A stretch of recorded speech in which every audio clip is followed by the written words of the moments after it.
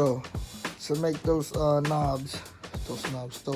fader caps, you're gonna need brass. This is 1 by 1 by 6 inches. And then you're gonna need grinder, belt grinder, but I have the disc grinder with a platform adjustable. You need that, very important. You need a Dremel with diamond tip call this shit drill bit, not a drill bit, it's to dig into it.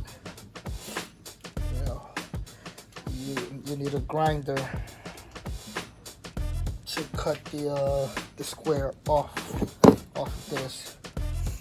You need a buffer and a buffer solution. That's what we use to shine them up. Got a lot of stuff here. You don't need those. So basically, you need a grinder. You need a Dremel. You need a belt sander, this sander, with a platform adjustable. That's very important. And then you need a buffer to shine them up, to polish them up. This is not polished. You see what it looks like without polishing it. And then sandpaper. You need 1,000 grits. I use 2.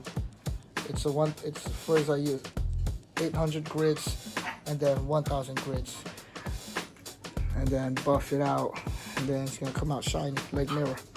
3/4 of an